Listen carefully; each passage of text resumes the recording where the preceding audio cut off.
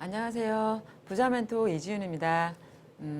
오늘은 청년들에게 좀 도움이 될 만한 내용들을 좀 준비를 한번 해봤습니다. 그래서 지난 시간에 그 전세가 오르는 원리에 대해서도 이제 설명을 드렸었는데, 그러니까 전세가가 오르는 원리는 저금리, 그다음에 전세자금 대출, 그다음에 유동성의 증가다. 그래서 장기적으로는 전세는 물가에 연동이 되니까 지속적으로 오를 수밖에 없다. 이런 내용들을 좀 설명을 드렸으니까 그것도 한번 공부를 한번 해보시면 좋으실 것 같고요.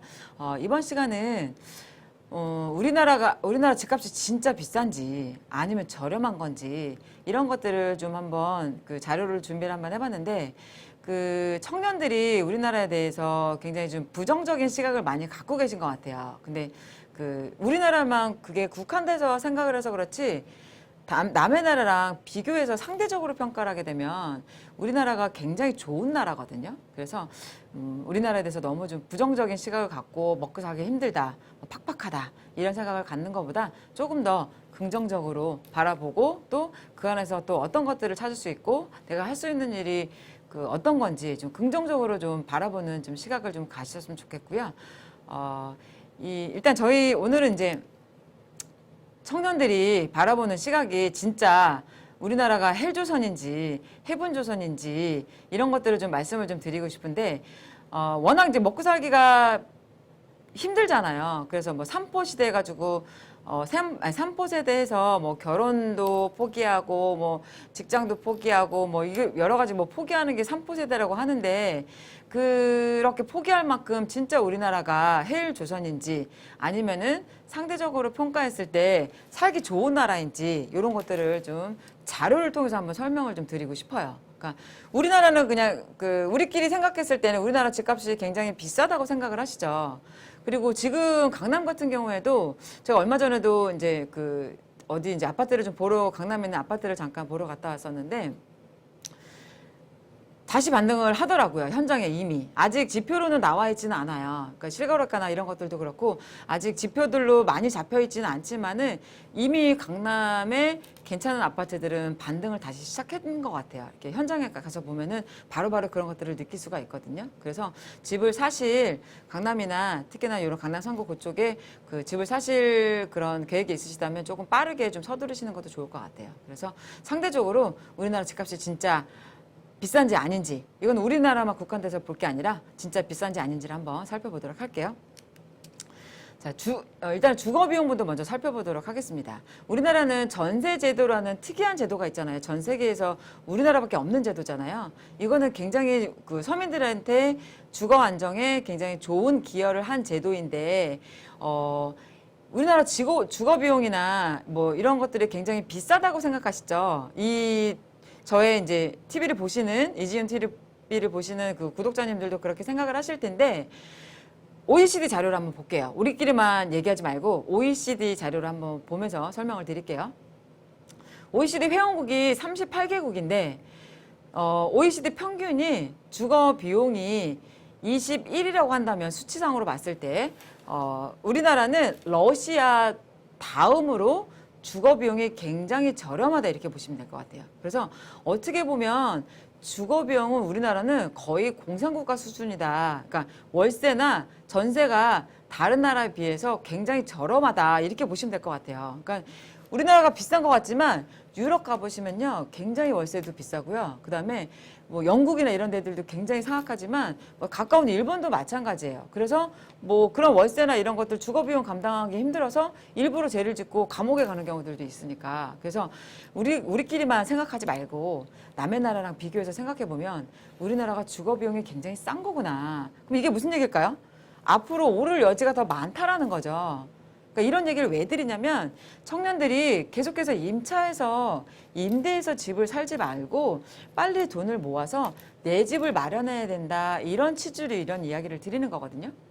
앞으로 우리나라는 OECD에서도 굉장히 너네 나라는 소득은 높은데 주거비용 너무 싼 거 아니니? 이렇게 얘기하는 거나 마찬가지거든요. 그러니까는 열심히 돈을 모으셔가지고 종잣돈 모으는 거 사실 쉽지는 않지만 그래도 허리띠를 졸라매고 그 안에 고통을 좀 이겨내셔야지만 내 집 마련도 할 수 있고 그다음에 노후 준비도 할 수 있고 내 미래를 또 읽어 나갈 수 있는 거니까 좀 열심히 모으셔가지고 내 집 마련은 꼭 하셨으면 좋겠어요. 꼭 투자 안 하시더라도 내 집 마련은 기본이에요. 그거가 또 레버리지가 돼서 또 다른 투자를 할 수 있는 어떤 자본이 되고 이렇기 때문에 절대로 임대나 임차나 이런 걸로 계속 살려고 절대 생각하지 마시고 꼭 돈을 모으셔가지고 돈을 열심히 모으셔서 내 집 마련은 꼭 하셨으면 좋겠어요. 우리나라 주거비용 봐봐요. 너무 싸잖아요. 너무 저렴하니까 앞으로 오를 여지가 너무 많아요. 그러니까 이런 부분도 경각심을 가지시고 우리나라가 집값이 싼 거구나. 주거비용도 싼 거구나. 그러니까 앞으로 오를 여지가 많으니 집을 빨리 사야 되겠다. 이런 생각을 좀 가지셨으면 좋겠습니다. 그리고 집값도 한번 살펴보도록 할게요. 지금 강남이 그 반포에 있는 반포 아크로 리버뷰가 제가 발음이 좀 안 좋죠. 거기가 작년에 32평이 30억 정도 찍었었거든요. 그러니까 정확하게는 29억 5천 정도를 찍었는데 이게 우리가 볼 때는 굉장히 비싼 것 같잖아요. 근데 제가 재작년부터 조만간 강남은 평당 1억 간다. 평당 1억 간다. 이런 이야기를 하고 다녔거든요. 왜냐하면 전 세계적으로 봤을 때 그 경제 중심 도시와 그다음에 정치 중심 도시 이 두 가지가 있다라고 하면 경제 중심 도시의 집값이 훨씬 비싸요. 그러니까 미국의 경우를 보더라도 워싱턴보다는 뉴욕의 집값이 훨씬 비싸거든요. 중국의 경우를 보더라도 마찬가지예요. 중국도 그 북경보다는 상해의 집값이 경제 중심 도시잖아요. 상해가 거기가 집값이 훨씬 비싸거든요. 상해의 광저우라는 동네는 우리나라보다 훨씬 비싸요. 우리나라 반포 아크로 리버뷰가 평당 1억인데 그것도 비싸다고 하는데 상해 광저우는요 평당 1억이 넘어가고 거의 2억 가까이 돼요. 그럼 우리나라 집값이 앞으로 오를 여지가 많다라는 건가요? 없다라는 건가요? 많다라는 거죠. 그러니까 상대적으로 평가를 했을 때 우리나라는 특히 서울은 정치와 경제가 한꺼번에 융합이 되어 있는 도시죠. 그러니까 우리나라 전국 어디를 가더라도 서울을 대체할 만한 도시는 없거든요. 특히나 강남은 더 마찬가지고. 그러니까 강남은 앞으로 점점 더 비싸질 수밖에 없어요. 걔를 대체할 도시가 없어요. 그리고 서울 자체를 대체할 도시가 없기 때문에 우리나라 서울은 특히나 점점 특화된 도시가 될 거고 집값은 점점 오를 수밖에 없다라는 거 꼭 염두에 두셔서 지금 서울의 여러 가지 지표들이 또 현장에서 느끼는 그런 느낌들이 많이 좀 그 반등의 여지들이 좀 보이고 있으니까 집값 서울에 집을 좀 마련할 계획들이 있으시면은 조금 서두르시는 것도 좋으실 것 같습니다. 그래서 우리나라는 나는 집값이 비싸다고 느끼는데 OECD가 우리나라 집값을 어떻게 판단하고 있는지 한번 볼게요. 이 PIR 지수라고 해서 Price to Income Ratio 그다음에 Price to Rent Ratio 이 두 가지가 있는데 이거는 뭐냐면은 소득 대비했을 때 집을 살 수 있는 여력을 평가를 하는 거거든요. 그러니까 보통은 소득 수준이 높아지면 집값도 같이 올라가게 되어 있어요. 이게 기본적인 메커니즘인데 OECD는 어떻게 우리나라를 판단하고 있냐면 너네 나라는 소득은 굉장히 높은데 왜 이렇게 집값이 저렴하니? 이렇게 판단하고 있어요. 그러니까 OECD 38개국 중에서 제일 꼴찌가 장기 불황, 그러니까 20년 장기 불황을 겪었던 일본이 제일 꼴찌죠. 그 다음에 우리나라가 저평가가 되어 있다. 37위예요. 여기서 보면은 굉장히 시사하는 바가 크지 않나요? 그러니까 우리는 집값이 비싸다고 맨날 징징거리잖아요. 너무 비싸. 집값이 떨어져야 돼. 20% 떨어져야 돼. 30% 떨어져야 돼. 이런 이야기들을 하는데 우리나라 국민 자산의 약 76%가 그 부동산 자산이거든요. 집값을 20%, 30% 떨어뜨리겠다는 거는 무슨 이야기냐면 그냥 나라가 그냥 다 망하자, 다 같이 망하자 그냥 이 얘기나 마찬가지예요. 그러니까 예를 들어서 내 집이 3억인데 한 30% 떨어져가지고 2억이 됐어요. 그러면은 밖에 나가서 외식하실 건가요? 옷도 사 입으실 건가요? 내 자산이 그렇게 축소가 됐는데? 그러다 보면 내수 경기에 영향을 미칠 수밖에 없겠죠. 그러니까 물건이 안 팔리면 기업이 죽고 또 기업에 종사하는 종업원들 죽고 그럼 기업들은 세금도 못 내고 종업원들도 세금도 못 내고 그럼 나라도 죽고 다 같이 죽자는 이야기거든요. 그래서 부동산은 물가 상승률 정도 올라가게끔 규제도 하고 완화도 하고 정책을 펼치는 거지 부동산을 떨어뜨리기 위한 정책을 펼치진 않아요. 지금 문재인 정부 같은 경우에는 뭐 3기 신도시를 공급하고 하고 여러 가지 집값들을 잡기 위한 정책들을 많이 펼치고 있지만 선례를 한번 설명을 드릴게요.